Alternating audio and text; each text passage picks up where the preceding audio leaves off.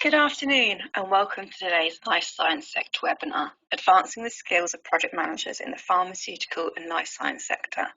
This webinar is hosted in collaboration with the Pharmaceutical Industry Project Management Group. Today we're joined by guest speakers Gillian McGee and Richard Cairns. Gillian is an IT portfolio manager for AstraZeneca, where she's responsible for portfolios in HR, legal, global sustainability and corporate affairs. Prior to her work at AstraZeneca, she led a range of complex projects and programs in both the public and private sectors. Richard is a director for the pharmaceutical and life science sectors at Curry Brown. He is also a member of the APM Programme Management SIG and a professional member of the APM. Richard is also a chartered surveyor with nearly 20 years' experience in a wide variety of sectors, now specialising in the pharmaceutical and life science project and programme delivery in private and public sectors. We will also hear from Rebecca Fox, Director of Membership, and Jeanette Thomas, who is the Director of Pipmg. A few formalities before we get started. Attendees, you're on mute. This is to avoid disruption. However, there will be opportunities to ask questions during the session, so please do leave these in the question panel. The webinar will last for approximately 90 minutes and will be recorded and will become available to you to revisit on the APM sector webinar playlist of our APM YouTube channel.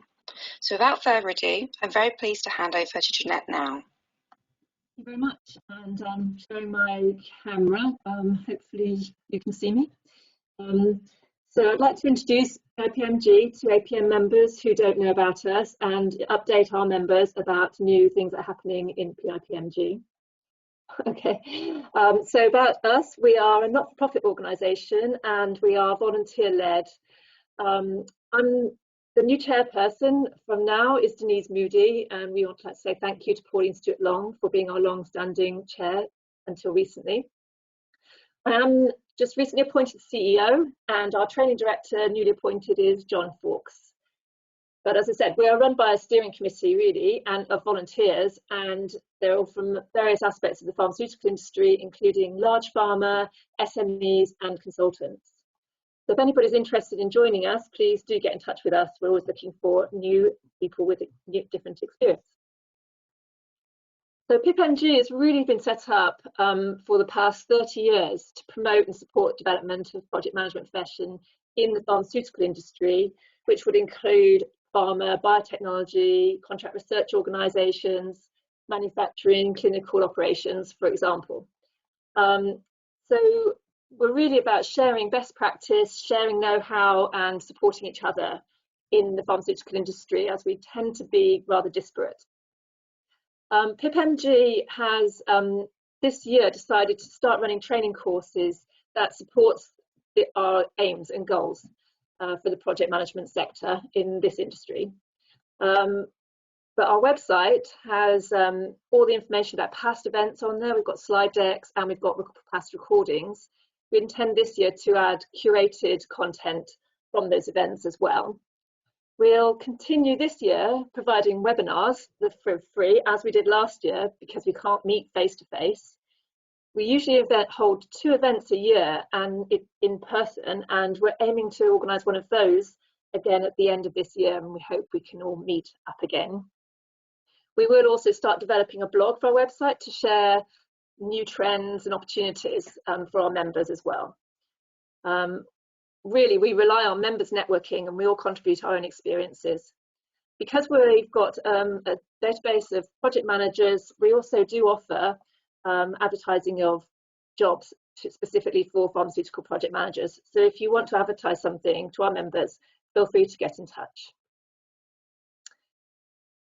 I did a quick slide of the type of challenges specific to the pharmaceutical sector. Largely our projects are so long, they last over 10 years, and there's high risks and a lot of unknowns, many stakeholders, internally and external project team members. So communication is a really important aspect of our project management. And with that in mind, our first training course is going to be about motivating your team. And instead of a whole day course, we're doing it as 3 bite-sized chunks so that it's more accessible when you're doing this course online. And we'll provide guidance and reference documents for home learning as well. If you're interested in doing this course for our sector, then please just register on our website for more information and registration when we open our books. So in summary, we're really about sharing best practices, project management, but specific to our industry, and you could consider us perhaps a special interest group from project managers. Please join us if you're in the industry, and keep in touch via LinkedIn groups or Twitter. I look forward to meeting you soon. Thank you very much. I'll hand over to Rebecca. Okay, fantastic. So yes, I've been told I've got 10 minutes to talk to you about APM's qualifications and a sort of membership and just how it can support your career progression. So I thought I would just start by showing a little bit the big picture, sort of the pathway, if you like, from all the way from somebody starting out in their career all the way to achieving chartered project professional status. So as you can see, there's a sort of indicative timeline on the left. So really, this is very much looking at sort of 0 to 10 year framework, and the fundamental qualification, that is our sort of entry level qualification, very much a knowledge-based qualification, followed by a management qualification, then the professional level qualification, and sort of chartered project professional as the pinnacle, if you like. There's also, we have different membership grades. Being an associate member of APM is open to anybody. Being a student member is free of charge and open to anybody on a full-time course of any subject, in fact, because often, you know, as a student, you may choose what career you go into, whilst you might be studying something completely unrelated. And then being a full member of APM, typically we're talking around 5 years experience.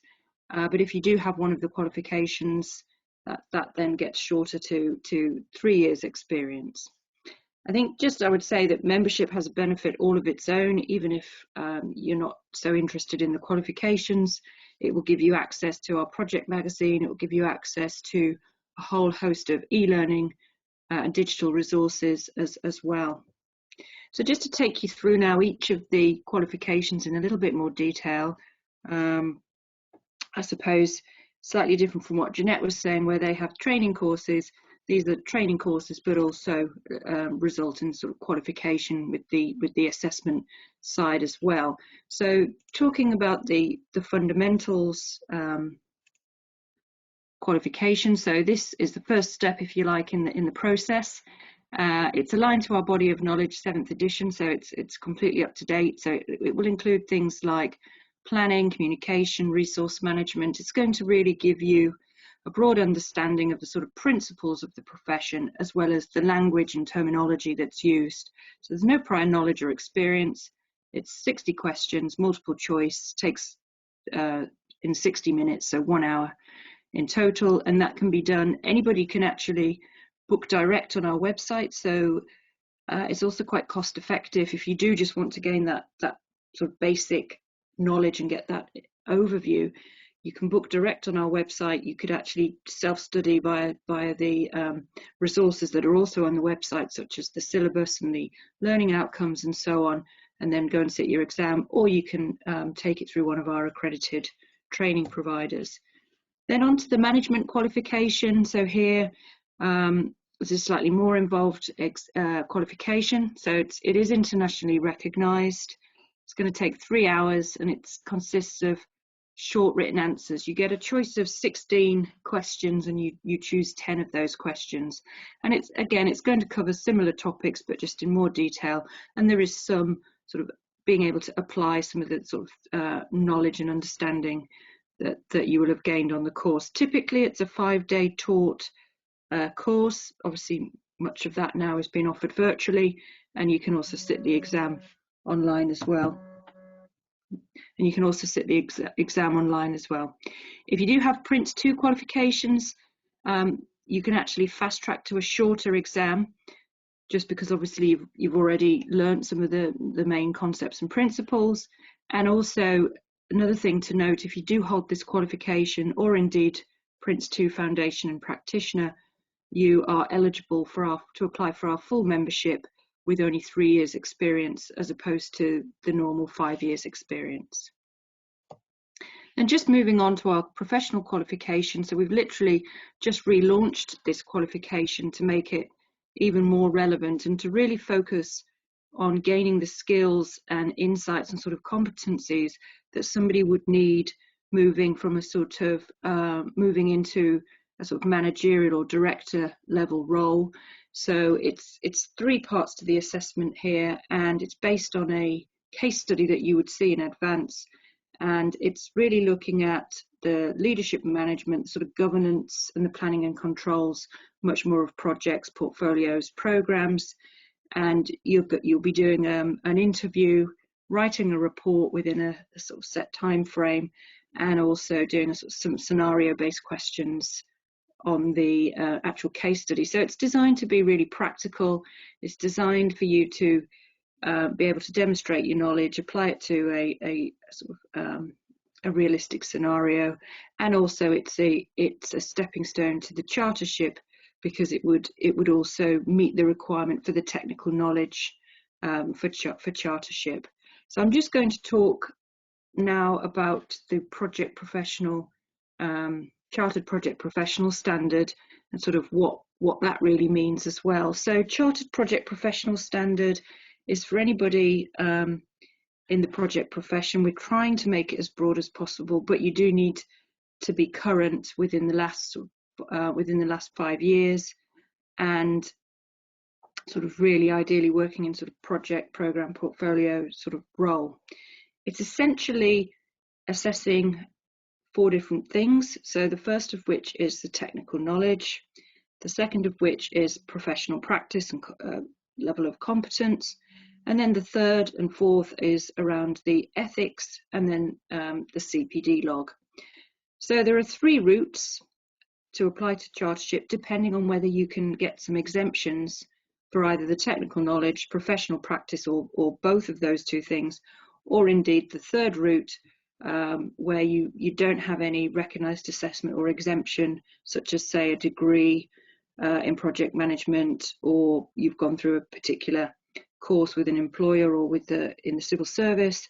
And therefore you would do the route 3, which would be an interview of around an hour and a half, the technical knowledge and the professional practice. The technical knowledge is assessed by the interview. The professional practice is a written submission based on a number of competencies that you would then evidence against a number of recent sort of projects, programs, portfolios that you've worked on, up to 4, and then you would evidence sort of 10 competencies based using those projects as the basis for those. So happy to answer any questions or talk to anybody individually who might be thinking about going for it. And then just finally, I thought I'd end on this slide, which just shows Lauren and I, before when we knew we were having this webinar, we just quickly had a look at the data that we've got and by sector for all our recent exams over the last 12 months, which was about 1,300 in total, which is a bit less than we would have in a normal year, because obviously it's been impacted by sort of the COVID crisis and exam switching to online. However, I think it's a good indication, shows the main sectors that are taking the APM exams, and I suppose the pharmaceuticals sector is there with 5%, which is really pleasing to see, but possibly some room to penetrate further with the qualifications. So I think on that note, I'm going to hand over to Gillian from AstraZeneca, because I'm sure within that 5%, some AZ students must be within that number. Thank you, and over to Gillian. Thanks ever so much, Rebecca. No, delighted to be here today. Obviously, really happy to take questions after the session and talk it through. Obviously, many people on the school, some of you I know from AZ, so great to see people here today, and delighted to join on it. As many of you will, of course, know, AZ are a full life cycle pharma company, so we do everything from the R&D all the way through to provisioning of drugs and shipping and so on. That means that organisationally we're fairly large, and we've got quite a number of project managers. I did a little search in prep for this session on our workday system, and nearly caused it to fail when I looked up the words project management in people's job titles. So it was, I'd estimate well over 1,000 people have got roles with various elements of project management within AZ. So I think it's really interesting in terms of the diversity that we have there. So just to touch on some of those, I work within the IT function, but of course I have colleagues across R&D, regulatory, engineering, colleagues who do work principally around data, PMOs, commercial elements of the organisation and operations. And our locations range from operational sites where we're actually manufacturing drugs through to those R&D sites, and then of course in places like, where lots of my colleagues work, some of our large IT centres. So it's a really diverse group of people, and therefore when we're thinking about advancing skills, sorry, I'm having an extension built, so if you can hear background noise, that's what it is. But we are really looking at a really diverse range of roles, and therefore thinking about skills management and how we give people really robust careers in project management is a critical thing for us. I was going to talk through a couple of elements of that today, but as I said, really happy to take further comments on it. The first thing I was going to talk through is really how we view competencies and people's career paths. So actually drawing on the competency framework from the APM, plus obviously tailoring that to an AZ context, is something myself and my colleagues have developed. So one of the things that we wanted to do was to be able to work with our colleagues and make sure that whatever level they are in terms of their skills, experience and professional development, the kinds of projects they've previously worked on, and critically their stakeholder engagement, that we're able to have a conversation that allows us to consider what development looks like for them personally, and what kind of personal development and skills development will work for them. So for example, you might have somebody that has delivered very big projects but may have been quite remote from their customers, and therefore their stakeholder engagement is less strong. So it might be something that we then look to use coaching with, or with specific training. It could be that we've got somebody who's quite new to project management but is displaying all of the good core skills, but we actually, and really robust, loved by the stakeholders, etc. But we really need to get them opportunities to test their skills on more complex projects. The other thing that you'll see at the far right-hand side of this competency framework that's important for us is, as we become more expert, we should of course have a responsibility for coaching and developing those people that work on our projects with us. So typically you might be a senior project manager or a program manager or lead a portfolio like myself. You should be able to coach others in different project methodologies. You're likely to be certified in at least one or more methodologies, and be able to reflect on your own practice to help coach others through. And I think that's a really, it's only one or two bullet points there, but it's actually really, really important to us organisationally that we've got that kind of expectation of our senior project leaders. Okay, so how we've actually tended to use that, and this is, from a team meeting with my team. So actually starting off with an element of self-reflection, doing some self-assessment. There's a more detailed version of that summary slide I've just given. Looking at very specific elements of that competency framework to see where we feel individuals have got genuine strengths, or where we've got potentially development areas that will really help lift off their career in project management. We then, as a line manager, project managers within AZ, so one of the things that I do is obviously make sure that we're getting regular feedback. We do that formally and informally throughout the process, and make sure that that's being cycled back to individuals. We then individually set goals and detailed development plans for people.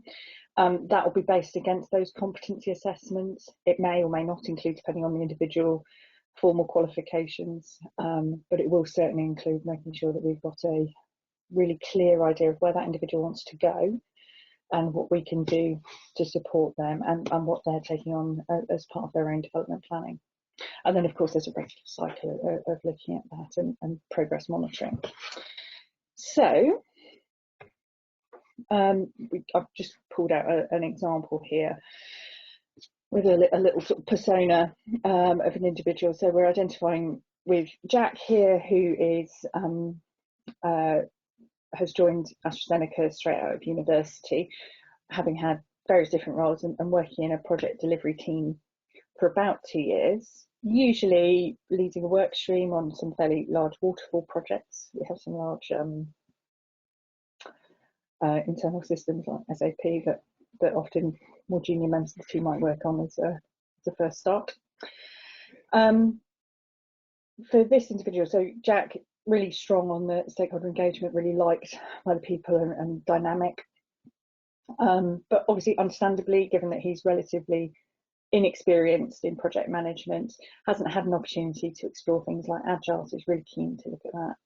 So in this particular case, we would look at that and say, actually, let's look at some Agile training and then look to see if we can find out within the portfolio an opportunity for Jack to pick up an Agile program. So it's really taking the education exposure elements of this and putting it together with the experience for career development for each of the individual team members, so that we're really trying to blend all of that together for people. Okay, so so that's kind of what we do right now in terms of skills development. I think one of the things I was also looking to speak about is, what are we thinking about for the future PM? So we've used things like the Golden Thread report and various other research that the APM has been very kind to help supply to us on that. Plus, we've also looked at what it is that we think is really critical for our, for the future for AstraZeneca. This is obviously, and I'm using a version that again we've used within the team, so there's a lot of IT focused elements to this, but in talking to some of my colleagues in R&D, some of the specifics are slightly different, but the emphasis is similar. So what we're increasingly seeing is that increasing reliance on agile and lean capabilities, and making sure that we're able to use data in different ways, so that we can spot opportunities to really improve both our project delivery, but also what we're delivering on projects. So that's increasingly a capability our project managers are needing to have. We work with vendors a great deal, and we try very much to work in a partnership way with our vendors. So really having an ability to build effective relationships with vendors is critically important for us. And then I think that the key things for us, look, projects would be easy, right, if it weren't for the people. So a lot of that, our highest performing project managers are those with the strongest soft skills. So really being able to make those connections, being able to adapt and reflect on your own performance, that adaptable project manager thing that comes out really, adaptive project professional that comes out really strongly in the APM research that we've seen. I think it's absolutely critical, and we're seeing it at all levels within project professionals in our teams, that those that are able to flex, develop, build partnerships and coalitions, whether that's internally with people or externally, are those that are succeeding the most, and is something that we're looking to try to provide development for our people more widely. So I think that's just to give a flavour of what we're looking at there. In terms of qualifications, and I know one of the things that people are interested in is around what sorts of qualifications are of interest for recruitment, etc. We don't tend to require them for different project management teams, although we're a big organisation, so I'm sure there will be some that absolutely specify them. But it is certainly advantageous, and of course with the increasing move towards agile delivery methodologies, that's helpful. having an understanding of change management and supporting elements of that. Again, really, really useful. Again, on the operational side, really good lean experience and qualifications will never go amiss. So that can often be really, really effective. And I think we are seeing a developing understanding of other qualifications and the you know, as I was talking earlier on about the coaching, people being reflective and using, you know, whether it is chartered project professional or other elements to actually reflect on their own practice and make sure they're capable of coaching and developing others.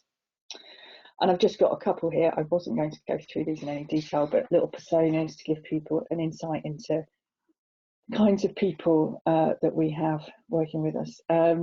So, you know, in this particular instance, we've got Jen, who is a really experienced project manager, followed a vocational route into project management after an apprenticeship, is looking at chartered project professional, has historically done quite a lot of waterfall stuff, but relatively little agile, and she's looking to move into a portfolio lead role.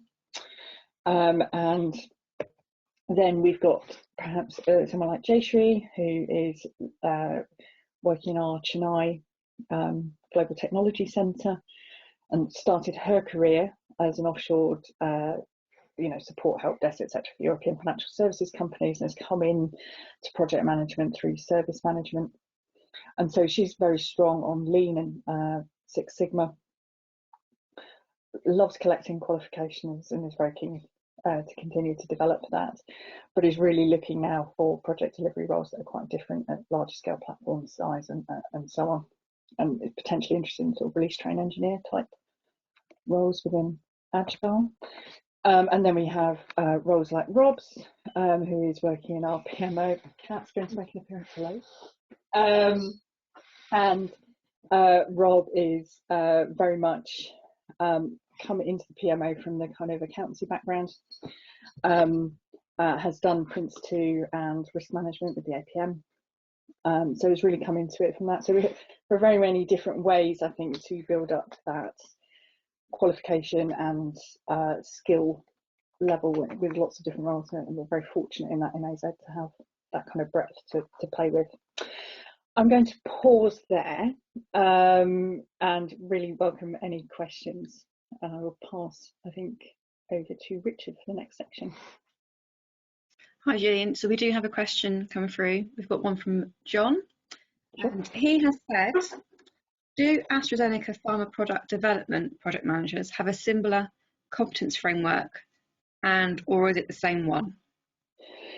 So we're actually sharing that one out, and we have we're increasingly trying to develop organisational wide loose networks of project management,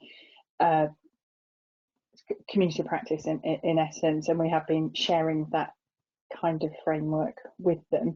I know that there are, both within our AstraZeneca values, which anybody who works there are pretty au fait with, and also the core competency frameworks at the different career grade levels that we have, there are expectations around similar sorts of things, but it might vary in look and feel, but in many areas there is something quite similar, and we've seen people actually adopt that little framework that I showed you, and the more detailed version behind that wholesale after we did it.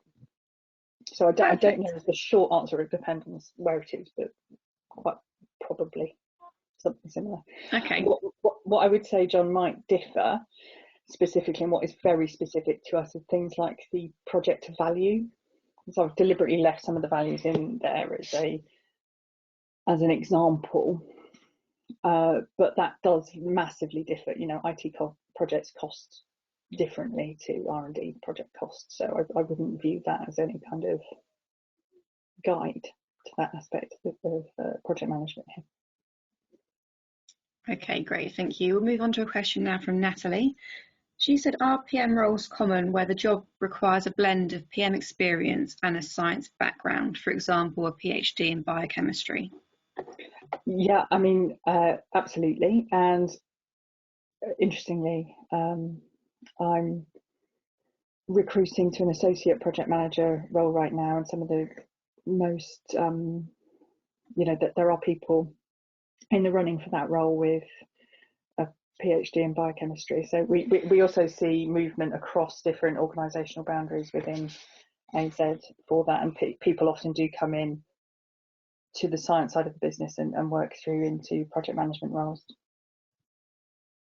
Perfect, thank you. Are any new tools and innovation brought in centrally or by department, and how is new technology and opportunities identified? That's a brilliant question. So I think one of the the answer is all over the place and in all sorts of ways. So we have a formalised structure to identify, you know, we've got business relationship managers, and I as a portfolio lead work with those individuals plus people within the organisation to identify opportunities for improvements. And some of those are obviously technological innovations. Obviously within IT, sometimes we get to play with the kit a little earlier. I missed out on the Oculus kind of trial recently, which I was a bit gutted about. But there are opportunities for us to look at different technologies, look at how we can use it to support ourselves, and then promulgate it through the organisation. I think I've been with AZ for 2 years, and I think one of the things I've been really impressed by for an organisation of its size is the ability to look at some of that, you know, those technological or other innovations and see whether we, you know, how we can adopt those, pilot them, trial them, and then move them on. I mean, we even did a little something that somebody knocked up off the side of their desk recently to help make sure that we were tracking our PhD students that are working with us. I mean, literally last week, and had a look at that to try to make sure that we're supporting them well. So, you know, and using some new tech to enable us to do that. So even things like that, you know, really little things, but that can actually improve the experience for people here. That's great, thank you, Julian. Got a question here from Elizabeth. She said it's lovely to see coaching as one of the skills in the future of project management, which I agree with. Are you using any particular approaches for your coaching? So we've actually invested quite a lot in something that we call developing people.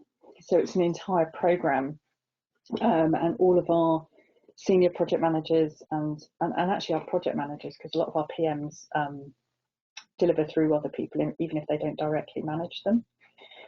So they're all required to go on that within our area, and that uses a number of different mechanisms, but we have invested hugely in our learning platform, and within that there are a number of different you know, so you could go in there and look at consolidating your coaching skills and using some of the different frameworks for coaching that we have.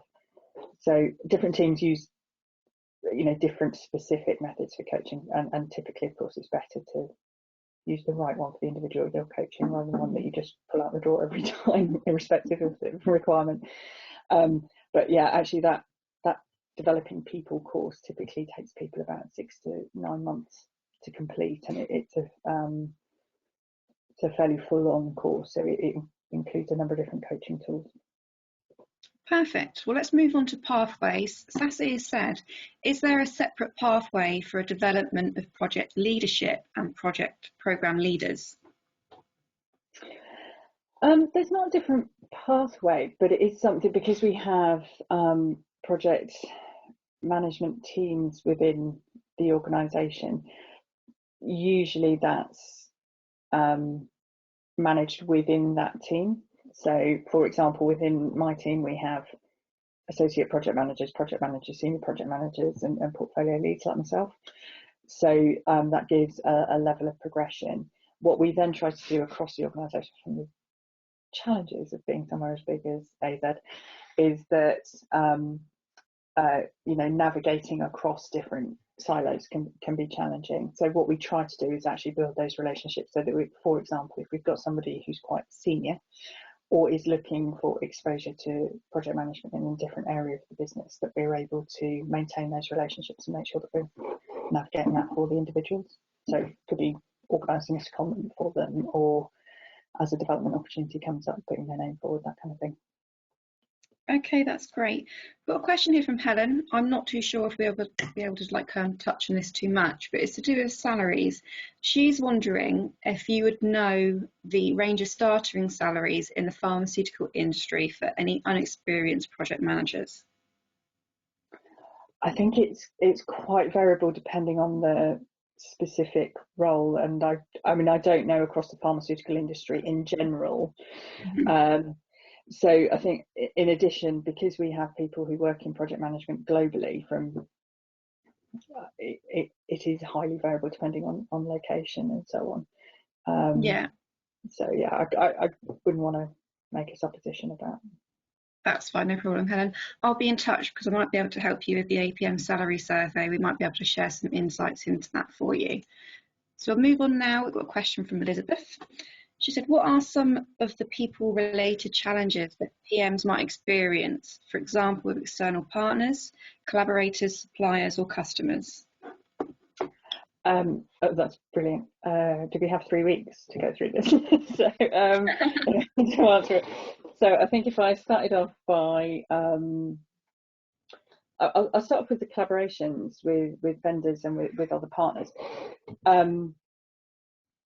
I think one of the biggest challenges around that is that if you have one culture within your organisation and you're then working with an organisation that's got a very different culture, it can then be really, really hard to form a really effective working team, across an individual project. And certainly, that's been my experience. Is then, if for example you want a no-fault culture where people will report back any issues that they've got because they feel they can then, you can then resolve them much more quickly. But if people are afraid to do that, then that's pretty tough. So one of the things that, so I mean, obviously, looking at really setting that project culture as early as you can, making sure you've got the organisation structure right. That in our case, that vendors and partners know that we're looking to work in collaboration with them rather than kind of in contention with them, because we want, genuinely want it to be a win-win kind of situation for us as far as we possibly can. So I think really starting from that perspective, and I think, I mean, let's face it, when projects are difficult and hard, it's easy to sometimes drop back into quite a defensive mindset and be looking to be quite challenging with people. And whilst you should always drive hard to deliver well, there are ways of doing that without causing difficulties for individuals. So I think really trying to set that culture up front. So I think that's number one. I think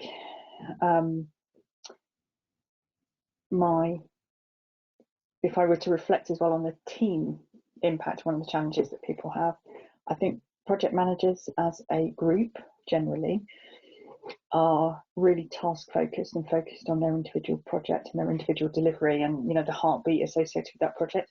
And sometimes they don't invest enough in their own personal development because it feels like the lowest priority thing on their very long to-do list. And that's something that we're really trying very hard internally to encourage people to make that personal investment, because it will make our delivery better. So I think that's a very personalised element to it. And the final thing, working internally and all the rest of it, is stakeholders bring lots and lots of different expectations to projects, and those aren't always verbalised. So really getting under the skin of what is it the stakeholder needs your project to do for them to be successful will allow you to make better decisions as a project manager. And it's about building those relationships with them. Perfect. We've got quite a few questions to go. We've only a little bit of time, so we'll end on a question from Mary. Do sectors within AZ overlap, for example, with IT project managers? Do they work closely with other areas in AZ? And do that project managers such as in R&D, and do they operate separately? So yes, certainly we try to, as far as we possibly can, as you would expect. So for example, I delivered the global payroll program for AZ and was working extremely closely with my colleagues across HR, both within the central HR function and the national HR teams globally that we were involved with. So yeah, we from a technology point of view, you can't just deliver stuff out of the box. Similarly, I know my colleagues within the R&D IT support function work very, very closely with colleagues, and I've got very good mates in the Ops IT function who do exactly the same for our operational colleagues, who are the ones running the factories and producing the drugs and getting them out there. So Perfect. Yes, we absolutely try to. That's great. We're actually in 10 minutes ahead of schedule, so you've got some more questions to go through, if that's okay, Julian. That's great. Got a question here from Paul. He said, given that the pharma projects are usually quite long, how does AZ manage the senior stakeholder for turnover and therefore the buy-in that can happen during a major project? So I think, and obviously this is true both of drug development activity all the way through to IT project management. There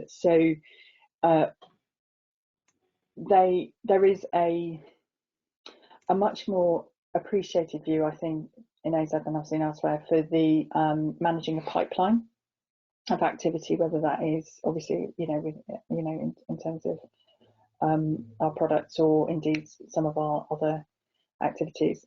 So we have a process which allows people, by people I mean, for example, senior executive team, to sign up to longer term investments with a fairly robust business case process that sits alongside that. So that I mentioned the learning transformation projects earlier on. So that's been, that's a 3-year investment for us to deliver. Those are signed up to by, yes, absolutely, by individual sponsors, but in that case by whole functions as well. So there really is that commitment to delivery if you're making a multi-million-pound investment. So they tend to manage those through that life cycle. There is also a lot of governance. There might be in any large organisation. So that keeps us honest as project managers, obviously, about how we are actually delivering the activity on that and how we maintain the view of the benefits that project is scheduled to deliver over time. So that gives us a really good eye on that. Even when we're in year 2 of a 4-year programme, you've still got kind of a line of sight through to the delivery that you need to make. That's great, thank you, Julian. Question here from Avril. So can you give an example of how you're using data to improve project management practice? So we use, so certainly within my function and other areas are adopting it as well. So we use Snow Ppm as our tooling. And one of the things that we're doing right now actually is investing quite a lot in what we put into our benefits plans within that and our risk and issue reporting on it, and looking to identify particularly risks and issues that are occurring, across portfolio level. Because we've got portfolio leads, I've got a pretty good idea of, if I've got a problem in a particular area, I'm kind of doing the computational elements of that, but I wouldn't have sight of what was happening across all of our finance projects, for example. So we're using the Snow Ppm tool to actually identify some of those trends, and to see whether we've got aspects of, delivery that we really need to address, or repeated issues that we're having. Sure, that's great, thank you. We've got a question here from Sudaba. It said, it didn't appear that the schedule has been emphasised as part of the delivering a project. Do you build the schedule as a baseline reference to monitor your project during implementation, or is it done in an agile way? So it depends on the project. So there are some projects which are, genuinely agile and with, the ability to flex scope to time depending on progress, etc. There are other projects that are obviously driven by other factors. So I mentioned the payroll program earlier on. You can't not pay someone. That would be pretty bad news for most of us. And so you often have a really hard cut-off point with that. So it was run very much more as a waterfall project with a very defined baseline schedule. So we have something that sits behind. I didn't go into it because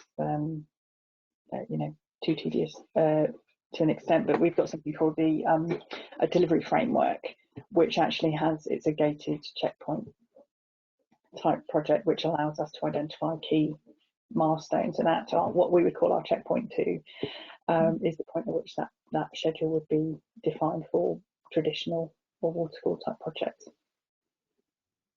Okay, that's great. That concludes our questions for you at the moment. So thank you for your presentation and thank you for the Q&A as well. Gillian, I'm going to pass over to Richard now for his section of the presentation. Hello everyone, I'm Richard Cairns. I'm a director at Curry & Brown, responsible for the London Project Management, Pharmaceutical and Life Science team. So I'm also a committee member of the APM and a Programme Management SIG member of the APM as well, a professional member and a chartered surveyor with nearly 20 years industry experience. So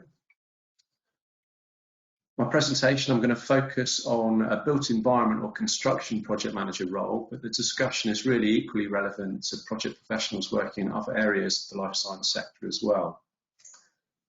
During the presentation, I'm going to talk you through some of the challenges the life science project managers faced over the last 12 to 18 months, particularly during the COVID-19 pandemic, and then I'm going to look forward into 2021. I'll also have a quick discussion and look at the enormous opportunity that the life science sector presents project managers and project professionals working in the industry, and then carry out a review of the typical role of a project manager working in the life science sector and discuss what specialist skills, knowledge and experience are required to be successful in the industry. As part of the webinar, I'll also discuss a quick and dirty kind of client survey that I carried out with about 20 of my life science clients, where we considered the most important traits that they considered important and required for their project managers working on their projects. And I'll share and discuss the results of the survey with you, including a deeper dive into 3 sample client survey responses. I'll then go in to have a look and a quick discussion on resourcing and recruiting project managers in the life science sector, and then we'll end with a Q&A session like we did with Gillian as well. So if we start with introducing the challenge, so I suppose successful project management and delivery has probably never been under greater scrutiny than over the last 12 months, where project managers have been supporting the scientific and healthcare communities in multiple and complex assignments. The race to increase hospital capacity, reduce their drug discovery, manufacturing and licensing timescales, particularly in response to COVID-19. Project profiles have changed. There's many new sectors and assignments now of national importance and subject to a wide range of new stakeholders with a very public profile and scrutiny. Stakeholder groups now include central government bodies, local government, national media groups, and projects that frequently of national interest with updates provided on national media channels, the 9 and 10 o'clock news, with some really high profile projects receiving visits from the Prime Minister in 2020. Examples of some of the projects that project managers have been working hard to deliver include providing, I suppose, temporary clinical accommodation, such as Nightingale hospitals, upscaling, providing additional intensive care beds, ventilators, coronavirus testing facilities, and the associated government track and trace software apps. Probably the most challenging of all those has been the race to support the delivery of the new vaccine development for COVID-19, requiring large-scale clinical trials, independent efficacy, safety, MHRA regulatory reviews and approvals, all requiring rapid modifications and upgrades in infrastructure and facilities. On the plus side, the UK science and technology and the associated R&D sectors are recognised as being international leaders in their fields with expertise and outputs sourced worldwide. But they're already constrained with the limited availability of resources, supply chain and materials. This lack of availability and resource in both personnel and supply chain is now starting to show through in project work. A recent project I was working in 2020 highlighted this, where contractor kind of availability in their supply chain impacted our ability to achieve a client's desired completion program. So given the growing number of assignments in this sector, it's going to be becoming more commonplace, and it's a greater risk and challenge for project managers going into 2021. To add to the resourcing constraints, the healthcare, pharmaceutical and life science sectors are highly specialised, requiring experienced project professionals with extensive knowledge and expertise. Effective recruitment is a challenge, and talent is also constrained, particularly in London, the South East and the Oxford-Cambridge arc, sometimes referred to as the Golden Triangle. But let's end the challenge slide in a bit of a positive note. I suppose if we stop and consider what we've all achieved in the industry over the last year, what would have been seen as probably unattainable in 2019 has been proved possible in 2020. And with a collaborative, flexible and innovative project management approach, I'm pretty sure and confident that we can achieve what we need to in 2021. Let's now take a look at some of the stats in the life science sector and the enormous economic opportunity it presents to project professionals. So we've already mentioned the recent APM Golden Thread research showed that projects contribute to about £17.5 billion to the UK economy annually and generate about 224,000 full-time worker equivalent jobs. In the last reported data from the Office of National Statistics, the UK government expenditure on R&D grew by 2.3 billion to 37.1 billion in 2018. It also showed steady growth over the last 20 years. This represented about 1.71% of GDP in 2018, which was up from 1.67% in 2017. But still, it's worth highlighting, still below the EU provisional estimate of 2.12%. So arguably, this shows that the sector entered the pandemic being slightly or underinvested for some years. On a positive note though, the Chancellor has already committed £22 billion in additional funding to the Department of Business, Energy and Industrial Strategy base for 2024 and 25, which represents the largest expansion for UK research, with nearly half being spent in the Oxford, Cambridge and London Golden Triangle. It's worth noting that, however importantly, this is all now historic data, with government spend in this sector, it's grown exponentially, particularly over the last 12 months as a direct result of the pandemic response. The current value in this sector is moving in 2021 and beyond and is yet to be fully defined, but it's likely to be continued and see continued heavy government and private sector investment, which will feed through and consequently into GDP. So in summary, there are challenges for the sector, but it's a really positive economic outlook for project managers and project professionals working in the pharma and life science sector. In my view, and I would say this, but it's a great sector to be working in as well. In this slide, I'm going to have a quick look at summarising what a typical built environment or construction project manager's role looks like and what their work is generally focused on in the life science sector. So it often revolves around one of the following: maintaining an existing asset or science estate through planned or reactive maintenance works or refurbishment works. 2, ensuring, I suppose, an asset or an estate provides and meets the requirements of the science plan, again through planned and reactive maintenance works, particularly relevant in an R&D environment. 3, we've got providing facilities and equipment that provide a product that will drive a product to market safely, quickly, cost effectively, which is often the best way for a pharmaceutical company to be successful, again through kind of planned capital maintenance or refurbishment works. However, I suppose the unifying requirement in this sector is often a highly specialised toolkit of knowledge and experience in the life science sector, which often makes resourcing and recruitment particularly challenging.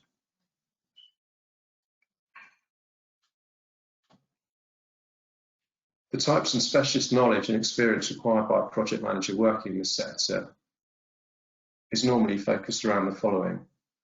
Project managers sometimes need to have specialist knowledge and experience in ACDP, Advisory Committee on Dangerous Pathogens, and SAPO, Specified Animal Pathogen Orders, and the BSL and CL containment levels 1 to 4, particularly relevant in an R&D environment. CGMP, good manufacturing practice, and MHRA, Medicines and Healthcare Products Regulatory Agency requirements. Project managers need to be aware of those requirements, what impacts they'll have on projects, particularly in pharmaceutical manufacturing environments. They also need to be aware of CBQ activities and what impact they'll have on equipment and processing, commissioning, validation and qualification activities and processes. Project managers also need to understand the requirements of projects. They're often highly serviced and in controlled environments, requiring specialist knowledge of building services and process engineering, including IQ, OQ and PQ activities as well. The nature and type of projects are often wide-ranging, and procurement selection is important as well. We need to look at and consider traditional approaches, design and build approaches, and an EPCM type route as well. That's an engineer, procure, construct and manage approach. EPCM is often used in the life science sector and other controlled environments as well. I suppose procurement selection has got to be chosen and selected based on a best fit for a client's cost, quality and program requirements as well. I suppose, and finally, not underemphasising the importance of this at all, but health and safety, risk management and collaboration, really, really important for project managers to have a real good grip on and understanding of. As mentioned at the start of the presentation in the webinar, I reached out to about 20 of my pharmaceutical and life science client contacts and asked them what they thought the most important traits were for their project managers working in this sector. And the results were interesting. It was a very quick and kind of dirty client survey of what life science clients considered the 3 most important traits that they required their project managers to have working on their projects, and they thought were really important for successful project delivery. The slide showing there shows the responses I had back from the various clients, with the text size increasing to emphasise the most important and common responses provided by the various clients. There was a definite two schools of thought coming back in the survey responses.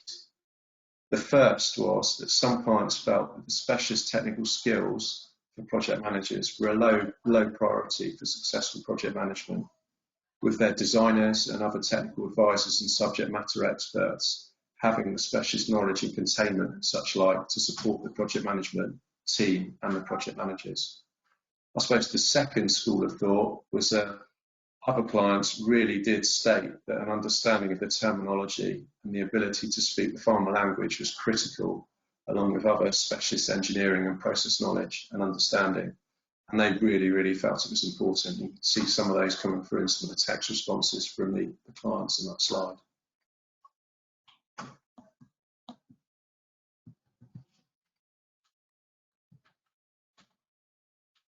I'll now take a bit of a deeper dive into the survey results, and here's a sample of 3 anonymous client survey responses from clients working in the healthcare and pharmaceutical sector, a biotechnology client working in vaccine manufacturing, and also a public sector client that's working on a science estate programme. You'll see that the results trend away from stating the need for project managers to have a strong industry knowledge and expertise. They seem to prefer their project managers to have strong communication, leadership, stakeholder management skills. Interestingly though, with only one stating the need for specialist biocontainment and laboratory experience. This could be because that many life science clients consider it a given that their project managers have the necessary industry understanding, knowledge and expertise, or that they already have it in-house. But in my observation, it's regularly, it comes through in the upfront early project briefings and resourcing meetings that I have with my clients. And what they say to me is, we don't need detailed technical knowledge. We need a project manager that's going to oil the wheels, drive the project forward and manage our stakeholders effectively and keep us on track.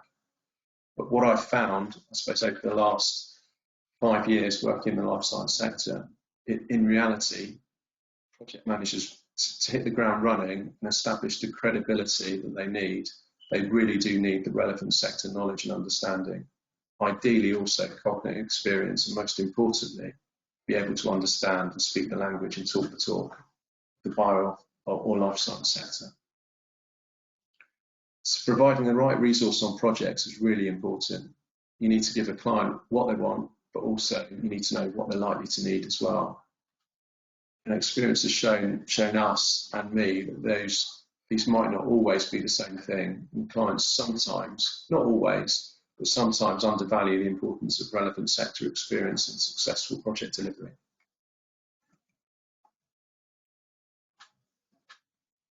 As stated earlier in the presentation, effective resourcing and recruitment is a challenge, and talent is particularly constrained in London, the South East, and the Oxford-Cambridge arc, sometimes referred to as the Golden Triangle.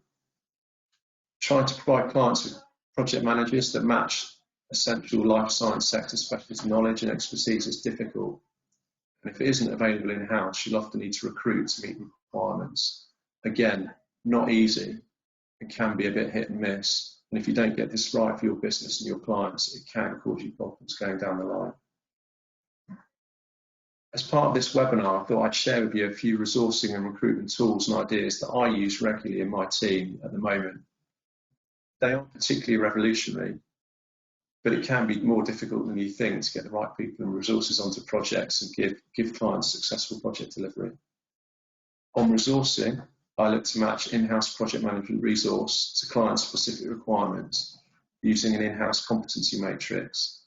I use 2 software platforms to do this. I use an Aggresso financial management tool, which runs project utilisation and project start and finish dates as well. So I can run reports on what project managers in my team are available, when their projects start, when they finish, how much capacity do they have.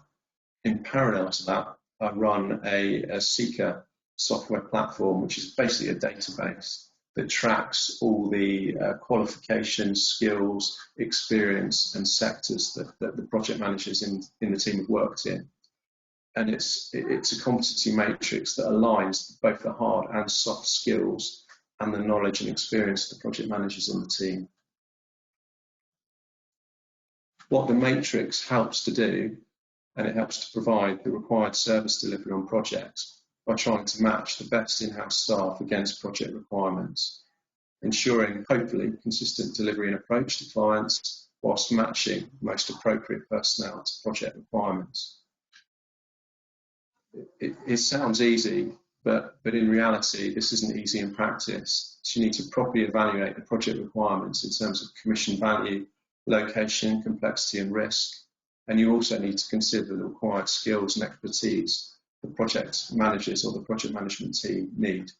And these can include stakeholder management skills, contract strategy, specific project experience and processes and procedures, program management or portfolio management skills, as well as project management skills, and also experience and knowledge in contract delivery as well.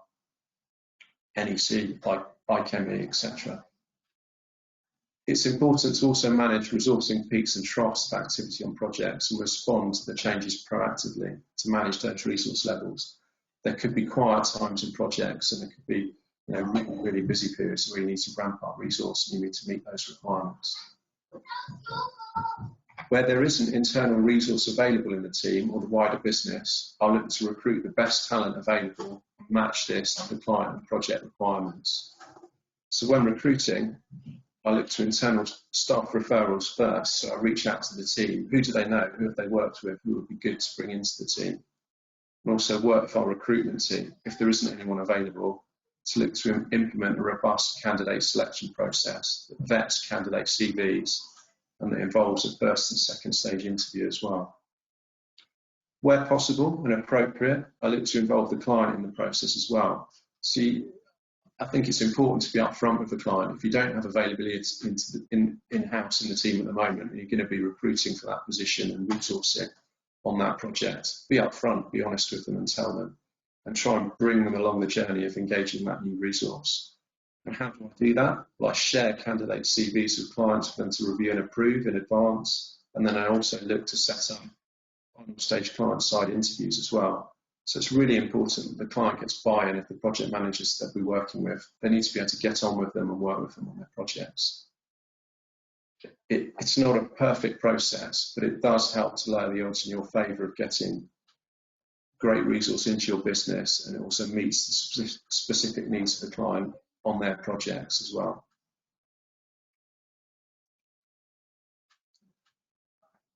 So I hope you found the presentation useful, and it gives you an insight into some of the challenges that the life science project managers have faced over the last year, the opportunity that the sector represents to project managers and project professionals, and the role of a typical built environment or construction project manager, and what specialist skills and knowledge are required to be successful on projects and on project delivery. And we've also given you an insight into what clients are looking for in their project managers. And then we've had a little bit of a look at some of the ideas that I implement in the team on resourcing and recruitment as well. I think I'm going to hand over to Lauren for some questions. So we'll start off with a question here, Richard. He said, do you see any new opportunities in using data analytics and AI for your projects? Yeah, great question. Great question. Yes, definitely. So we're using software platforms like Power BI to kind of run interactive portfolio and project reporting tools, which are live and really kind of looking to improve the way that we report on projects and on using reporting and data analytics. That's going to be crucial going forward, and it's an area that we'll see that's going to grow enormously for project managers in the next 12 to 24 months, I think. I mean, I've had a stat quoted at me recently that the amount of data that we're going to be managing on projects is going to grow exponentially over the next couple of years through BIM, more data and information coming through and feeding through to clients. We need to filter that and manage that and feed that through in our reporting to our clients to make it effective and manageable. Sure, that's great. Thank you. Moving on to a question from Roger. He said, how do you measure project complexity? Oh, yeah, tricky question. I suppose, in simplistic terms, you probably look at value, what the sector it's working in. So manufacturing is more complex, and R&D environment is more complex. If you've got biocontainment requirements, size, value, program, really. Moving on, we've got a question from Elizabeth. She says she often hears about challenges involved in managing and using lessons learnt. It's great to see that you do this. What has made this work for you? Yeah, I mean, knowledge transfer and lessons learned is something that we try and embrace and do on all or most of the projects that we do. So when we come through to completion or an end of a REBA stage or a program tranche, an end of a program tranche, we look back at that stage of the project. What have we done well? And normally that's done through a workshop or a meeting. So we review what the team have done well. That's often an easy question to answer. The more difficult one is what you haven't done so well. And you look back and see what you can do better. So you either do it at the end of each stage on a project, and generally in construction they're REBA stages, or on a program level they're tranches. And then at the end of the project as well, you look back at it holistically from the start to the finish of the project. What's gone well? What hasn't gone so well? What can you do better next time? And what's really important is that you document and keep a record of that information, so you can bring that forward through to future projects going forward, because you don't want to keep repeating the same mistakes. Absolutely. That's great, thank you. John has asked, what C's and B's positions on APM qualifications? Orion Brown, C and B. Yeah, well, I mean, I can only speak for myself, really. I mean, I embrace Association Project Management membership and fully support it in the team as well. It's recognised within my project management, pharma and life science team, and also the wider business as well. Traditionally, it would have been, I suppose, chartered engineer, chartered surveyor type qualifications, but the APM is coming through and certainly becoming more and more relevant for our projects, program and portfolio managers. It's particularly CHPP qualification. Mm-hmm. That's fantastic. Thank you. Question here from Aditya. How do you assess projects on completion, i.e. lessons learned, what works? In workshops or something else? Yeah, I mean, I think we've picked up a bit on that already. So at the end of what we call Reba 6 in use and going into that. So post completion, we'd hold a lessons learned workshop basically. So we'd look at what's gone well, what hasn't gone so well. It's an informal workshop and it needs to be documented as we talked about to make sure that we're tracking that information and we're not making the same mistakes going forward onto future projects. That's great, thank you. Elizabeth has asked, at the opposite end of the scale, how do either speakers manage risk analysis and mitigation, or something that SMEs don't always do well but find very impactful when they do? Can you just repeat that one, Lauren, could you? Yeah, at the opposite end of the scale, how do either speakers manage risk analysis and mitigation? So it's something that SMEs don't always do well but find it very impactful when they do. Okay, so I suppose risk management, I suppose, is what we're looking at there. So there's a number of approaches that you can take on projects. The more basic one is early warning notices under NEC, compensation events, managing that risk process. More basic is a risk register, which you'd run at the start of the project and then assess and do at each end of the project stage or tranche on a program. And you can look at qualitative risk analysis as well and probabilistic approaches to programs as well. Really, you're looking to identify the risk, manage it, and assess its impacts, really, aren't you? I agree. We follow, as you expect, a really similar process. I think to just add to that, because with that architecture approach to tackling the risks themselves, something I found really useful with SMEs is getting them to fess up to the accept when moments. So people will often, if they're talking about a business process in relation to acceptance of a business, a project deliverable, etc., they'll go, well, this is what we do. And you go, that's brilliant. And you sort of write down the process and start to take a view on the risk itself. And then they'll go, except for when, ... and they'll come up with the exceptions to the normal business process, which is the one that they're willing to admit to. And that's where you uncover the risks or potential that really will make the difference when you're moving. It could be moving into a new facility, or it could indeed just be launching a new system or whatever else. It's I always listen out for and try to prompt and probe when you're in those workshops, etc., initially, to get to the except for when moments.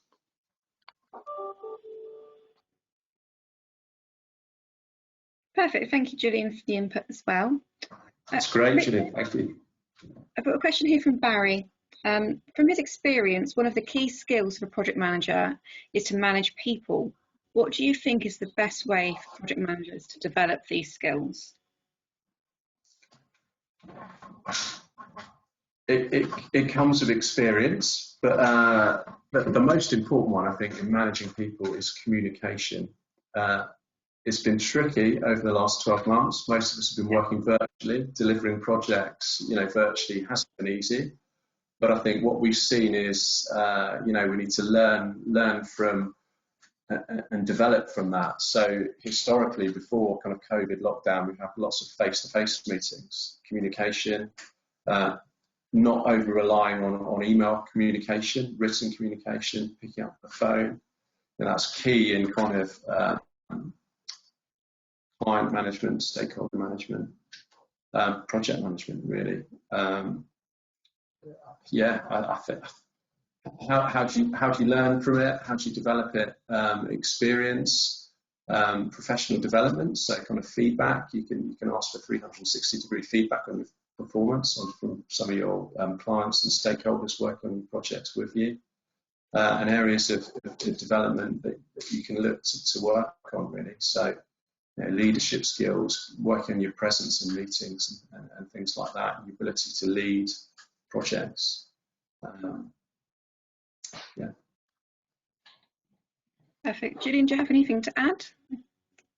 I think one of the key things for me is because we all know what the books say about, kind of people management, and you're right, Richard. It's about that learning from experience of what works and what doesn't in certain circumstances, and learning how to read people, you know, is a lifetime's work. But I guess most of us know what in essence we probably ought to be doing, and there'll be things that come quite naturally to us and things that don't. And I'd suggest that, you know, perhaps for those, I certainly try this, that for those things that aren't my natural working style, I deliberately task myself to make sure that I am addressing those particular things, because if I don't make a special point of doing them, I won't instinctively just reach out and do them. So I think that's a really good point. It's stepping outside of your comfort zone. So, you know, it will come more naturally to others than some, really, you know, being, and there's lots of different styles of project managers and project management. You can be assertive, a bang on the table project manager, which some clients would love and would be very effective in some projects. Others would hate it. So you have to manage those kind of soft skills in project management as well, and alignment to what works in a particular project, client, and situation as well. But yeah, you know. That's great. Thank you both. I have a question here. They said, sorry for their ignorance. What is the size of a pharmaceutical project, both money-wise and duration-wise? And how often do these projects get delivered on time, within budget? What is the success rate? Was that aimed at me? Goodness me, that's a question. Well, I mean, a project can be any value, wide ranging from, you know, typically my team would get involved in you know, as part of a wider portfolio, they could get involved in some quite small value projects, say £50,000, right up to managing hundreds of millions of pounds worth of project value. So are they, going back to the question, are they delivered on time and on budget and on programme? We'd always aspire to that, wouldn't we? And we always do in this utopian world. Sometimes we do, sometimes we don't. And I suppose that comes back to the earlier questions on lessons learned, continuous improvement, you know, looking at gateway reviews on a project. So are there, you know, reviews on if we are kind of over budget, how can we bring it back into budget? If we are, you know, slipping on programme, how do we bring it back onto programme? We generally do that at a project gateway review. And that can be generally at the end of the REBA stage or on a programme at the end of the tranche as well. We hope to deliver all projects on time and on budget and on programme, but it doesn't always happen. Jeanette, do you have anything to add? Yes, thanks. I would kind of argue that a lot of the drug development projects, we don't really know if they're on time because they're run over such a long period of time with so many unknowns that time is not usually, while it's important, it isn't usually the limited factor in a pharmaceutical project. Quality, efficacy, things like that are measured, and safety are measured first. So in the quality time cost triangle, it's not the same as a construction project. We know we want to market a drug, but we don't know when that's going to be possible. I suppose the other point is when you're doing the business case for the project right at inception, is the budget realistic? Is the programme realistic at the start of the project? And then you'd probably assess that at each gateway, wouldn't you? You know, you might be going to stakeholders or a management team or an investor to get more funds if it is over budget, and there could be good reason for that as well. There could be scope creep, it could be a change in direction in the project life cycle that could mean the cost goes up and down and the programme may extend or shorten. Yeah, and I think it's this area actually that I'm very interested in using data analytics and AI to investigate this, because Pharma doesn't really know how much a project should cost. It's just based on experience, and I think we could get a lot more information out of that and risk management out of using data that we've already got.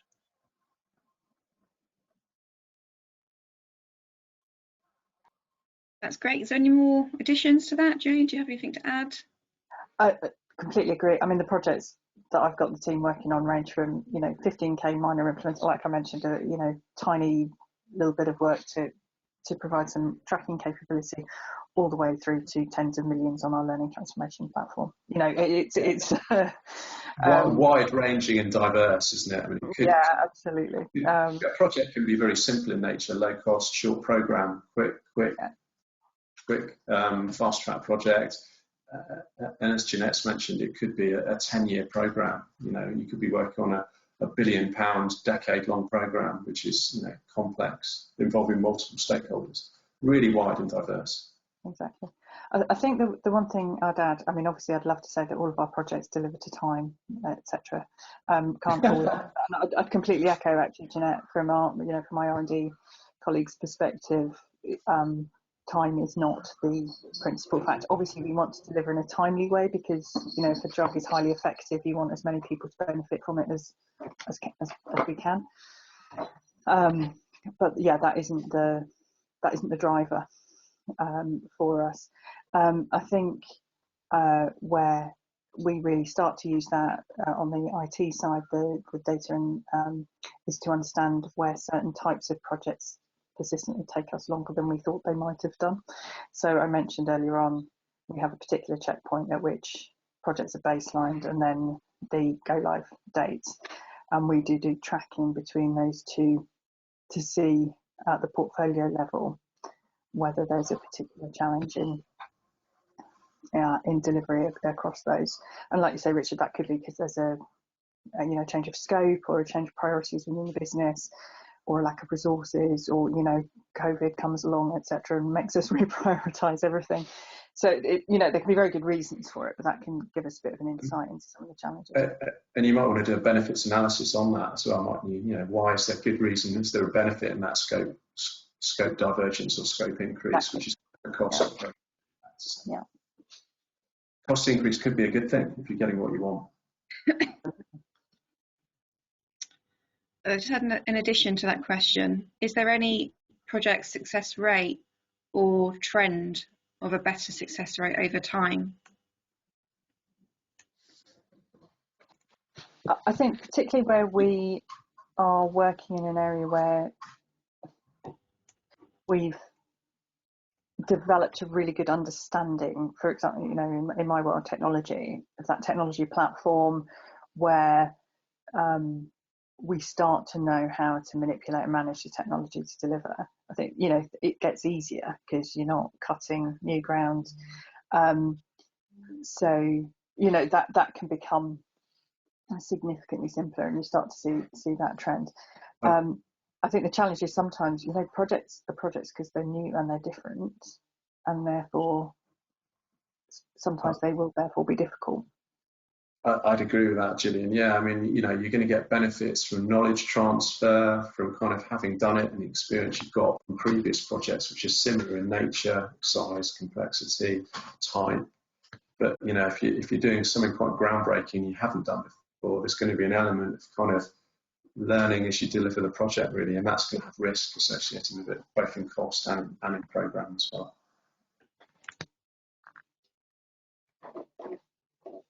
So, you know, in answer to that question, you'd hope the trend is down, wouldn't you?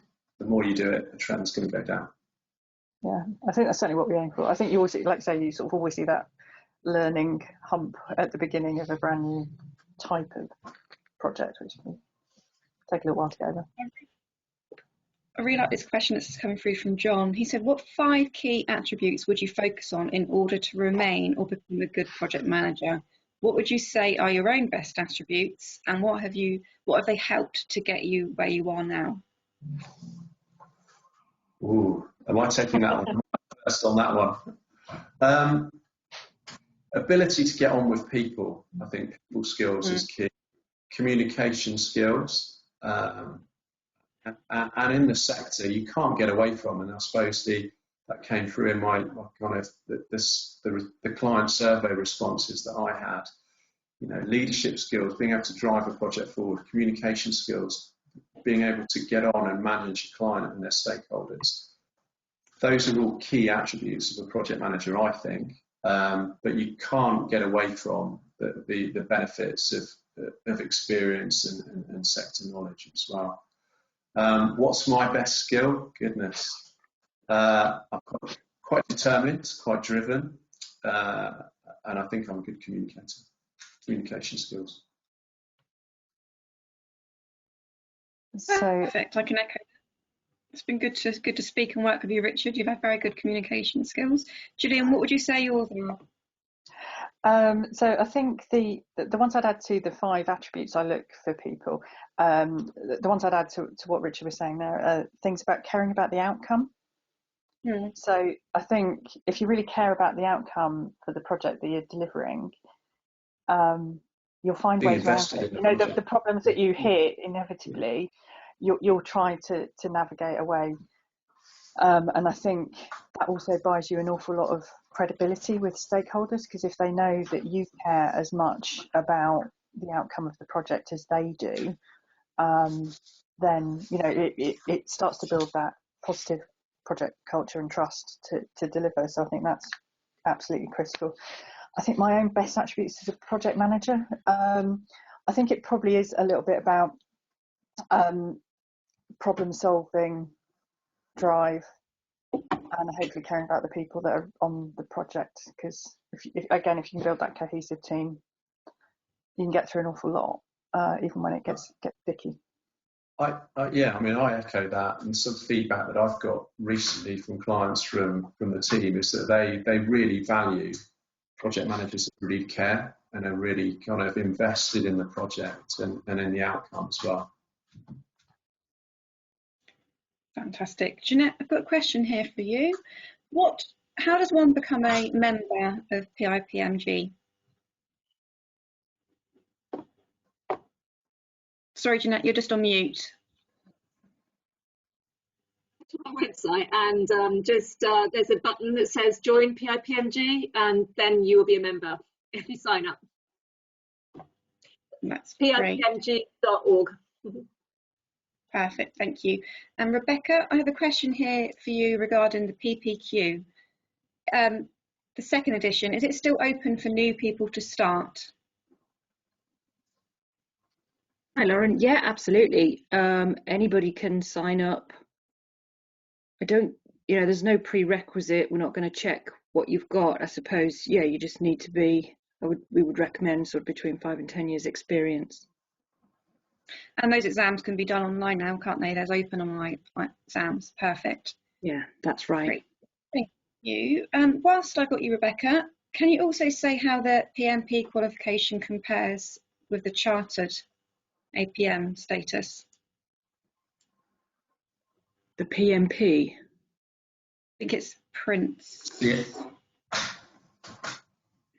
Yeah. PMI? It probably is, yeah. So it's a really good question, actually. So unfortunately, there isn't any equivalence or recognised route from the PMP to APM chartership. I think obviously PMI would have to apply to APM to have that as a kind of recognised route. What I do know is that, you know, a lot of multinationals will just have a different policy for their teams that might be, you know, located in the US or more US affiliated or more UK affiliated. So, for example, I think if you work for BP and you work in Houston, you might do the PMI qualifications. If you work in Aberdeen, you might do the UK APM qualifications. So I think they're, you know, both are recognised, but there isn't any official route at the moment. The PMI calls to chartership, unfortunately. That's great. Quite a few questions still to get through and not enough time. So it's been really great. I think it's probably best that we recap and sort of close the webinar down now. Gillian, Richard, Jeanette, if I have any outstanding questions, are you happy for me to push them to you offline? Perfect. Yeah, definitely. Forward them on, Lauren. That'd be great. That's great, and then we can follow on the questions in the follow-up. So just to wrap up, a great big thank you to Richard and Gillian for taking the time out of their days today to be with us to discuss their views on the skills of project managers in their organisations in particular. A big thank you also to Pipmg. It's always great to collaborate in this area once again. It's always a pleasure to work with you. And also a big thank you to the attendees today. The engagement and interaction has been fantastic. So I hope you found the webinar both informative and enjoyable. If anyone wants to get in touch with me themselves, I'm lauren.humphrey@apm.org.uk. And also as a reminder, if you want to get in touch with Pipmg, it's info@pipmg.org.uk. So a big thank you, and I hope you all have an enjoyable day.